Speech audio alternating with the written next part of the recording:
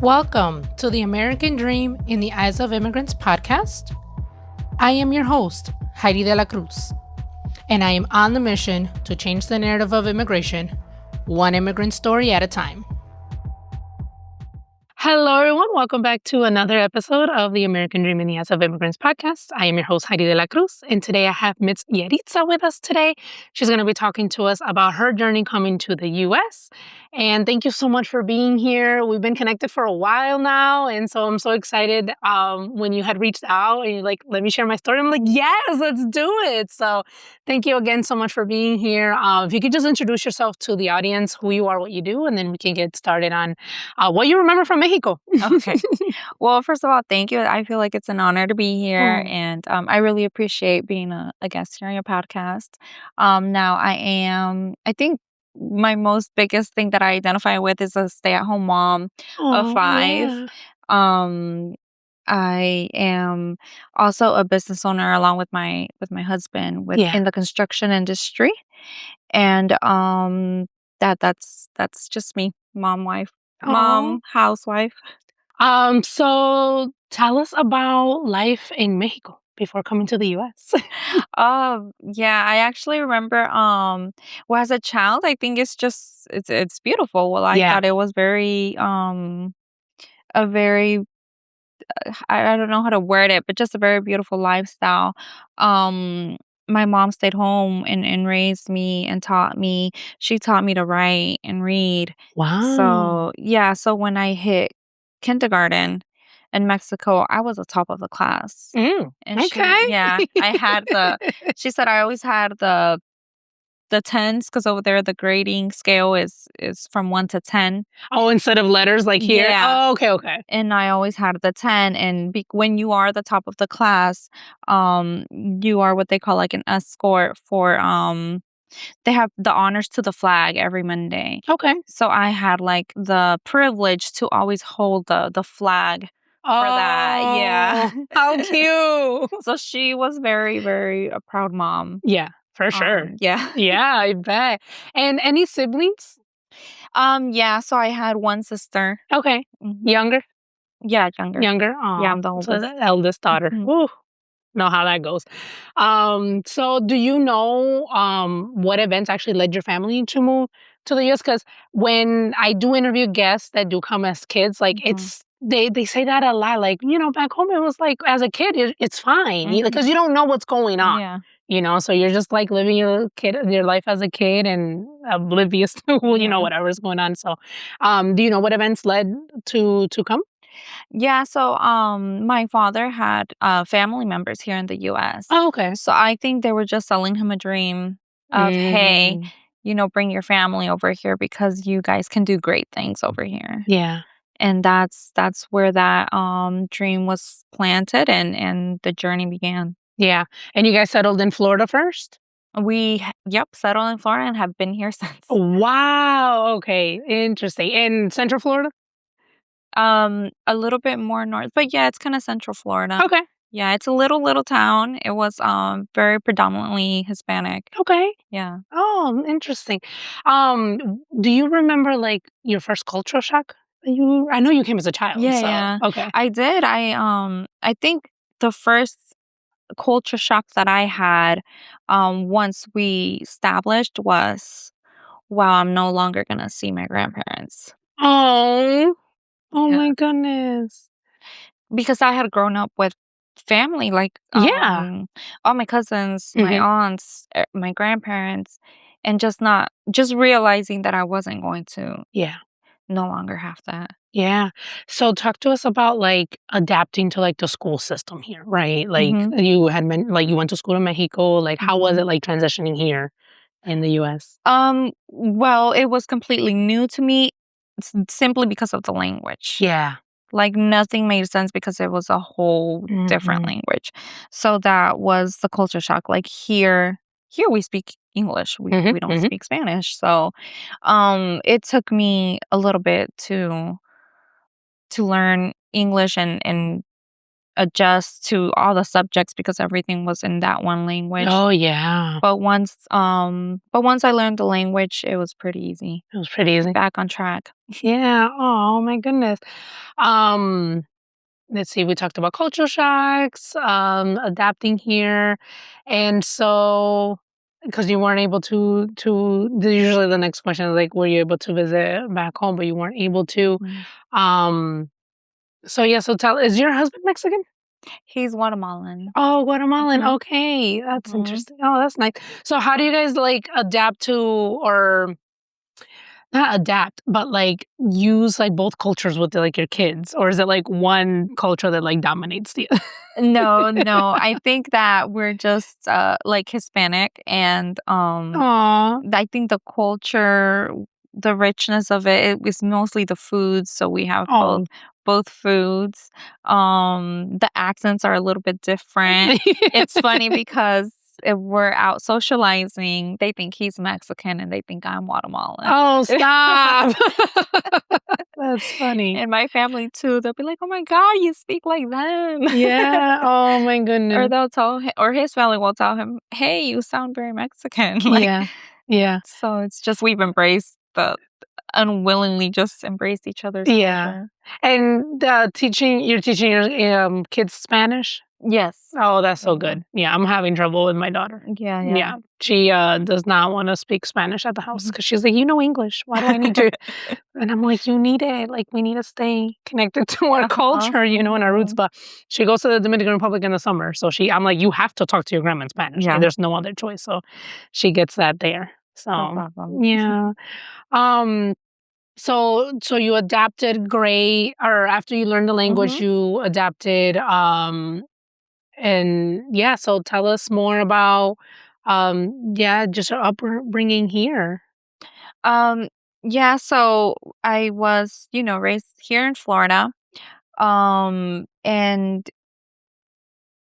I think the whole growing up, even throughout school, especially getting into high school, there was already like a setting yourself apart from the rest that started to Mm, happen mm, because you're getting ready to go into college and you're mm. talking about these things. And that's when it hit me like, oh my God. Like you grew up the whole entire life here, but then you're like, hold on, I don't have these same opportunities. Oh yeah, yeah, yep. So That it is, does yeah, set you back and set you apart, and that was like that was a big realization for me.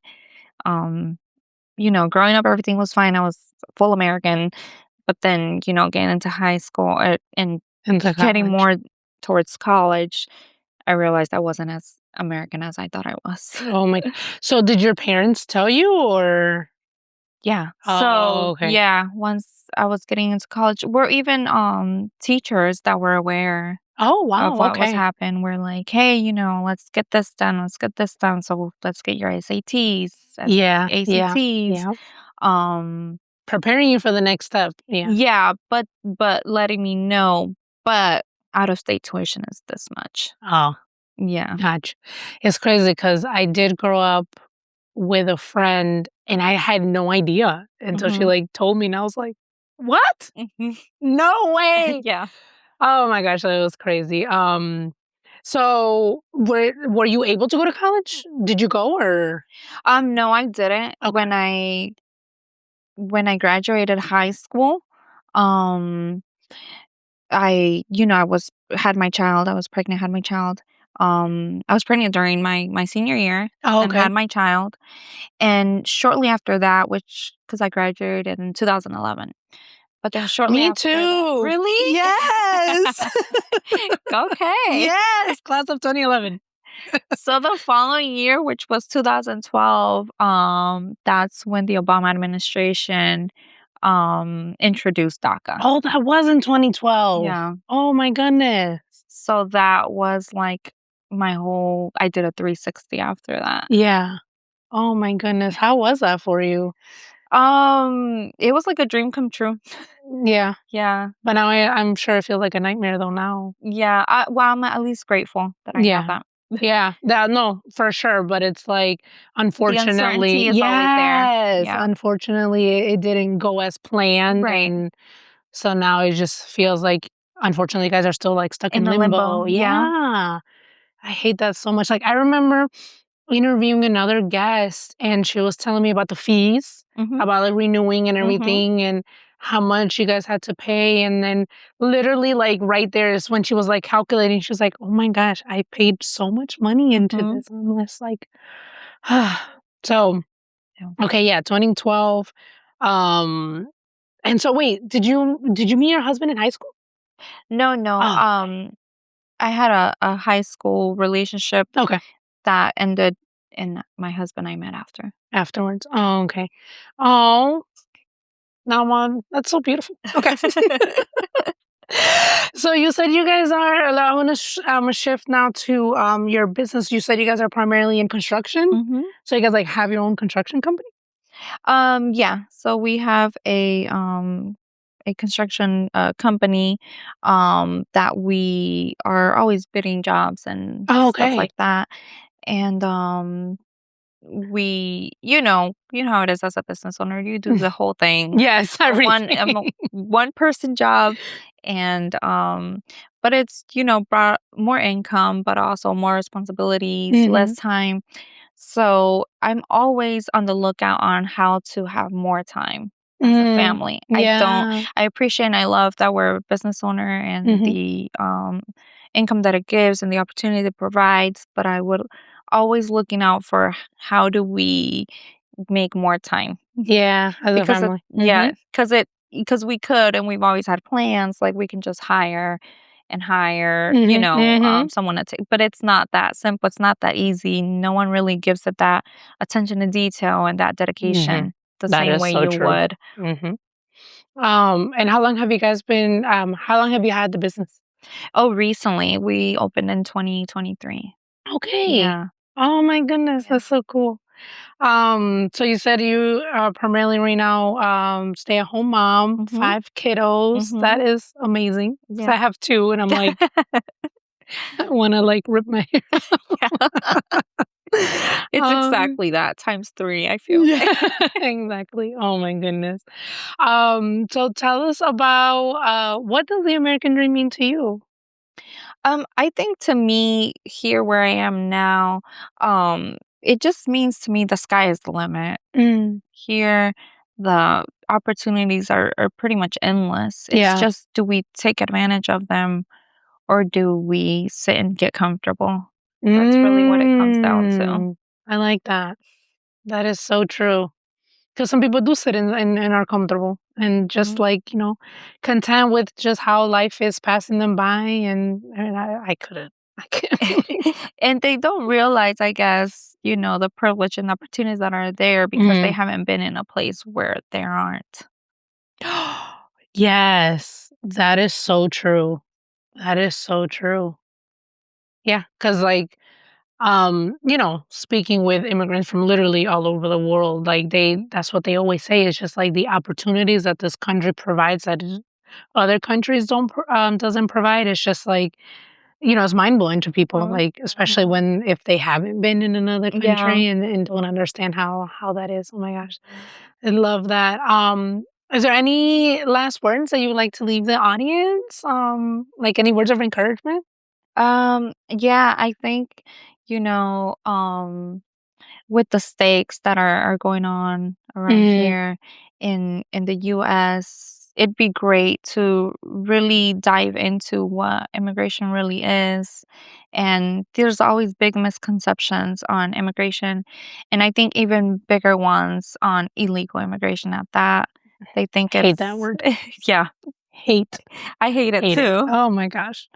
And it's thrown out there, and now it's equivalent to like criminals, and that's something that we need to remove as much as possible in our words and in our language, because it's Yes. destroying um a lot of people, a lot of lives, a lot of mentalities, and it's ruining us and who we are and what we stand for. Yes. Oh my gosh, yes, which is why, I mean, you know why I started this, and Mhm. it's crazy to think about, like, when I started this, that narrative wasn't as heavy as it is now.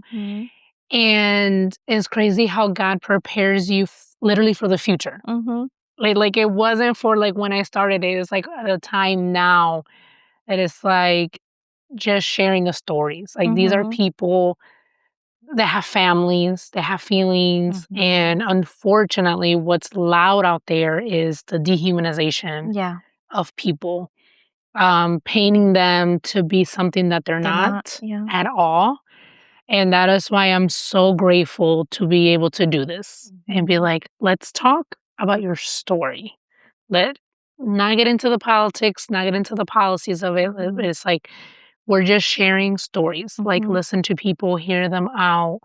Because for example, in like for you, like you came as a child. Like your parents made the decision for you. Yeah. And I was talking to my husband about this the other day. It's like, how are people upset with other people that they're living with the consequences that their parents, Yeah. the decision that their parents made for them? Like, it's not your fault, you know? Like, you were 5. And so, yeah. And I engage in a lot of conversations that, revolve around those things. Just seeing where people stand. And sadly, a lot of people stand in the same place. And when I've mentioned that, their responses could be something like, well, like, unfortunately, sometimes kids just pay their parents' mistakes. Oh my goodness. Yeah. It seems like we just have this lack of compassion and empathy lately. Yeah. And I'm just like, why? Yeah. Like, where's this coming Yeah. from? Where's Like, it coming why? from? Because it's like these are people, Yeah. children. Exactly. Yeah. So, My question is always like, how did we get here?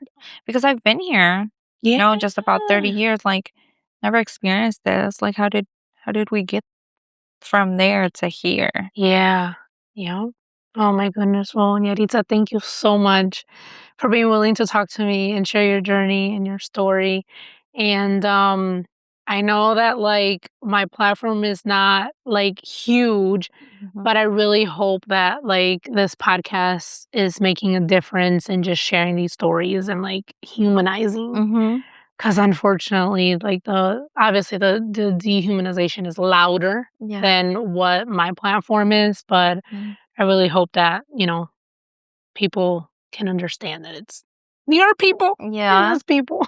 Yeah. Thank you so much, because it does start here. A safe space for people like me matters. Yeah, thank you. Thank you for listening to Mommy Podcast.